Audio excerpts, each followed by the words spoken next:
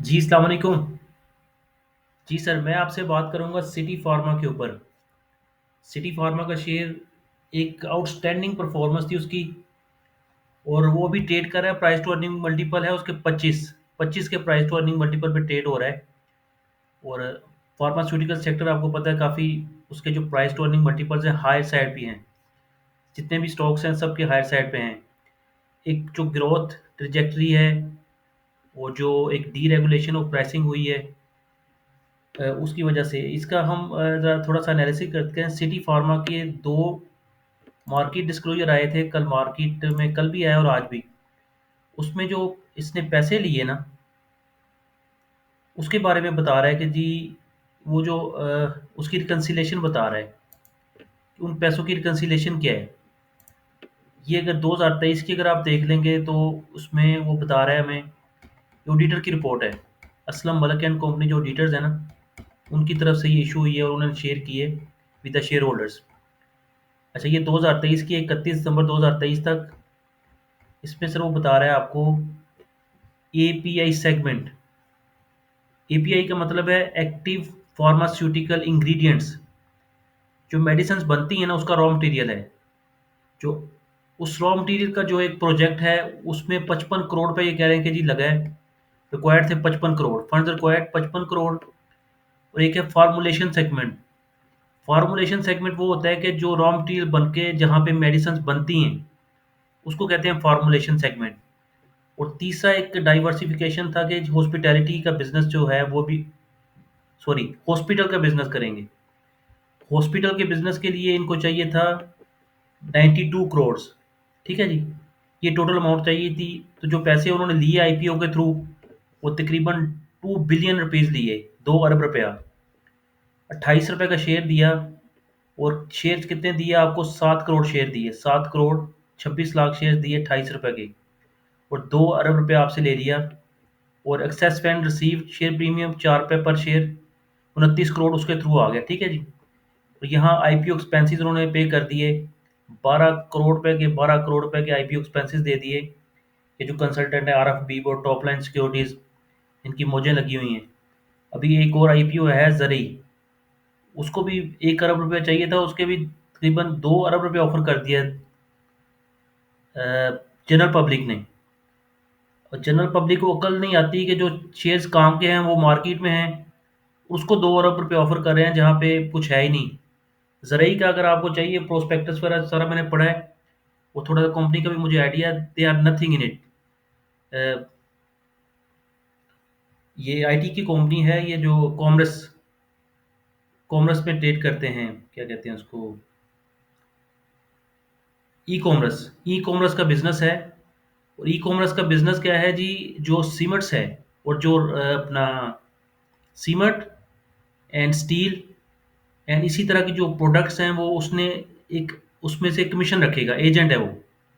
और वो एजेंट क्या करेगा जी? जैसे आप किसी ऑनलाइन पिज़्ज़ा को ऑर्डर करते हैं, तो पिज़्ज़ा आ जाता है और जिस वेबसाइट के थ्रू आता है उसको वो कमीशन पे करना है। मुझे तो वो प्रोजेक्ट की समझ ही नहीं आई कि उसकी फिजिबिलिटी किस तरह है। बहरहाल मार्केट ने उसको 1 करोड़ रुपया उसने मांगा था।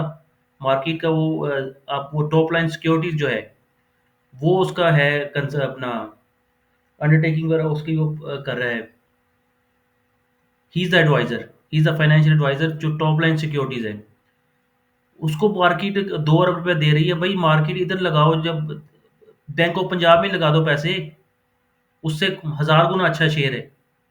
वो जो ई कॉमर्स का एक प्लेटफॉर्म है, वो एक बस आपको कहते हैं किसी चीज़ में अगर हवा भरी जाती है ना, ऐसे लगता है कि शायद सब कुछ इसमें ही है। जहाँ पे कुछ भी नहीं है वहाँ पे मार्केट 2 अरब रुपया दे रही है उनको। और जहाँ पे सब कुछ है वहाँ पे नहीं पैसा लगाते लोग। बहरहाल उनकी चॉइस है जी अपनी। अच्छा, ये 2 बिलियन रुपीज़ जो था फंड्स अवेलेबल, 2 बिलियन इसकी वो रिकन्सिलेशन दे रहे हैं कि ये रिकन्सिलेशन थी क्या। ये पैसे फंड्स रिक्वायर्ड थे जी, इतने लग गए 44 करोड़। बाकी जो 11 करोड़ थे वो भी अभी इंकर्ड नहीं हुए। इसी तरह 55 करोड़ चाहिए थे, 37 करोड़ लग गए। यहाँ पे 92 करोड़ चाहिए था, कोई भी एक्सपेंस नहीं हुआ 2023 तक। ठीक है जी। और ये 92 करोड़ का 92 करोड़ ही चाहिए था। फिर यूटिलाइजेशन ऑफ एक्सेस प्रोसीड्स का वो बता रहे हैं कि रीपेमेंट ऑफ बॉरविंग्स 5 करोड़ पे उन्होंने डेट वापस कर दिया। वर्किंग कैपिटल के लिए यूज़ कर लिया 10 करोड़, और आईपीओ एक्सपेंस जो दिया 12 करोड़। ये उसकी रिकन्सिलेशन बता रहे हैं। ये एक्सपेंशन इन आईपीए सेगमेंट, जो उनका एक्टिव फार्मास्यूटिकल इंग्रेडिएंट का सेगमेंट था, उसमें एक्सपेंशन की है। उसमें वो बता रहे हैं जी 59% काम कंप्लीट हो गया सिर्फ सिविल वर्क का, और 54% कंप्लीट हो गया प्लांट एंड मशीनरी का। ट्रायल प्रोडक्शन भी 33% इज कंप्लीटेड फर्स्ट क्वार्टर में। इसी तरह जो फार्मूलेशन का सेगमेंट है, उसमें भी जो बता रहे हैं प्लांट एंड मशीनरी की एक आपको डिटेल दे रहे हैं। Clean rooms for machinery, vial filling, filling, stoppering machine, vial capping machine, high performance liquid chromatography, H P L C. ये एच पी एल सी कुछ लेबॉर्ट्री की जो मशीन्स होती है ना, मेडिसिन जब बन के आती है तो वो लेबॉर्ट्री में जो टेस्ट होती है, कुछ तो प्लांट एंड मशीनरी और बाकी जो लैब के मशीनरी चाहिए होती है फॉर टेस्टिंग पर्पज़, वो एक बड़ा रूटीन का काम होता है, बहुत ज़्यादा काम होता है। तो उसमें ये लैब इक्विपमेंट्स और मशीनरी जो है उसकी डिटेल सारी आपको बता रहे हैं। इसकी भी वो परसेंटेज बता रहे हैं कंप्लीशन की, सिविल वर्क की, प्लांट एंड मशीनरी की, ट्रायल प्रोडक्शन की। ठीक है जी। स्टैब्लिशमेंट ऑफ हॉस्पिटल, उसका बता रहे हैं जब स्टार्ट ही नहीं हुआ, 2023 की बात कर रहे हैं। ठीक है जी। ये जो उसके चैलेंजेस आ रहे हैं, एलडीए वगैरह सारा कुछ।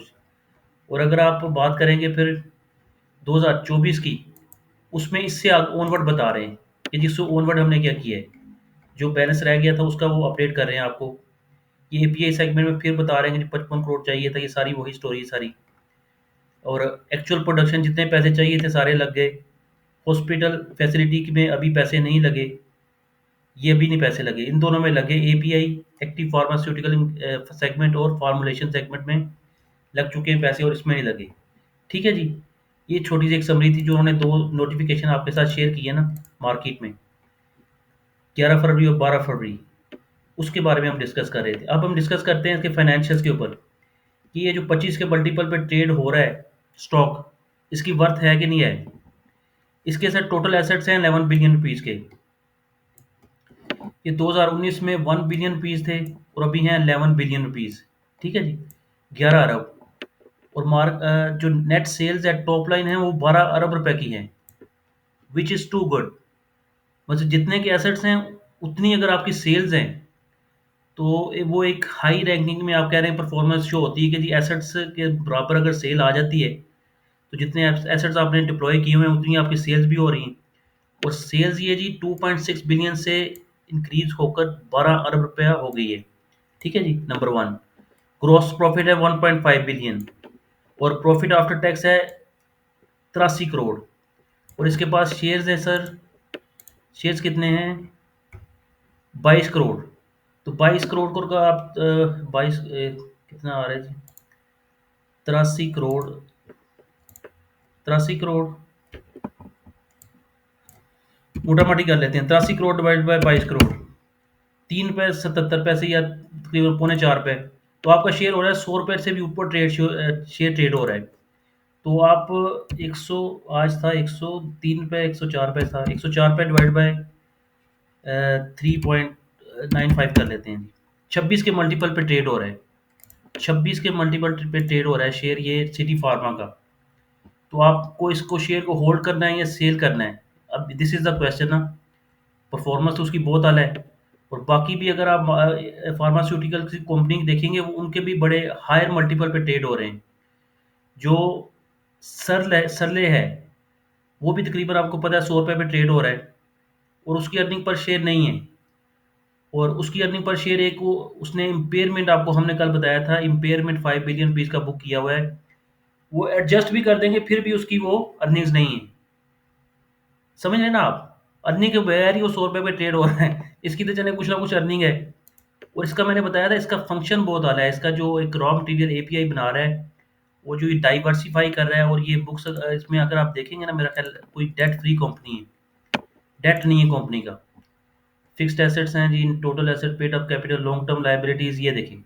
यहाँ जब तक थे, यहाँ पे 40 करोड़ था 2022 में, 2023 में 85 लाख रह गया, और 2024 में डेट फ्री कंपनी है।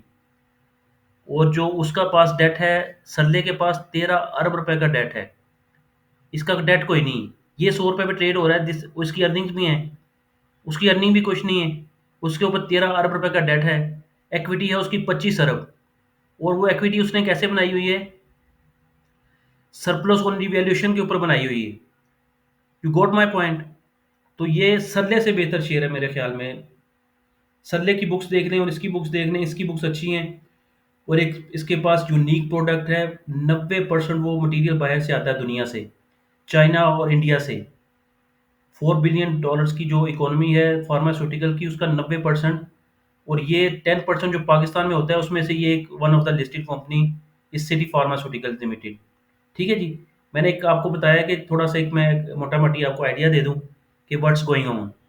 तो प्लीज़, अगर आप, मेरा ख्याल है कि रैली जैसे कर रहा है वो शेयर, तो ये ब्रेकअप वैल्यू भी उसने खुद ही बता दी जी। ये देखें, यहाँ पे नंबर ऑफ शेयर्स कम थे तो 185 रुपये आ रही थी, फिर 217 पे शेयर इंक्रीज हुए, अब आ रही है 24 रुपये। हाँ, मैंने एक और वैल्यू आपके लिए कैलकुलेशन की है, वो मैंने सॉरी आपको दिखाई नहीं। इसकी इंट्रिंसिक वैल्यू निकाली है। 83 करोड़ रुपए के नेट प्रॉफिट सर जो आ रहे थे ना, उसको हमने उसकी फ्री कैश फ्लोज निकालनी 10% की ग्रोथ के साथ। बट ग्रोथ ज़्यादा है इसकी। उस ग्रोथ के साथ 5 सालों की हमने फ्री कैश फ्लोज निकाल ली, और वो इतनी आ रही 73 करोड़ पहले साल, दूसरे साल 80 करोड़, फिर 88 करोड़, फिर 97 करोड़। डेट फ्री कंपनी के लिए इतनी कैश फ्लोज आना एक मतलब उसके लिए तो वारे निहारे हैं। पांचों की में है उसकी, सिटी फार्मा की, कोई डेट नहीं पे करना। जितनी आएगी कैपिटल अपना कैश इनफ्लोज आएंगे, उससे न्यू बिजनेस ही करेगा सारे। ठीक है जी। ये उसका हमने weighted average cost of capital निकाला 12%, उससे डिस्काउंट कर दिया, उसकी वैल्यू आई 3.3 बिलियन रुपीज़। फिर हमने टर्मिनल वैल्यू निकाली, उसकी वैल्यू आ रही है 6 बिलियन, 7 बिलियन, 6.9 बिलियन। और टोटल वैल्यू सर बन जाती है 10 बिलियन। 10 बिलियन को आप डिवाइड करेंगे 22 करोड़ शेयर से, तो 44 रुपये इंट्रिंसिक वैल्यू आती है। 44 रुपये 40 पैसे इंट्रिंसिक वैल्यू। एंटरप्राइज वैल्यू कितनी है? 10 बिलियन। एसेट्स कितने हैं? 11 बिलियन। और मार्केट कैपिटलाइजेशन कितनी है? 25 बिलियन, 24 बिलियन। ठीक है ना? इतना वो मतलब उसके डबल पे ट्रेड हो रहा है। तो सिमेट्री से तो 1000 गुना बेहतर है ना। सिमेट्री की जो बुक वैल्यू है वो तकरीबन 1 करोड़ रुपए से कम है, पर जो मार्केट कैपिटलाइजेशन है वो 5 अरब रुपए है।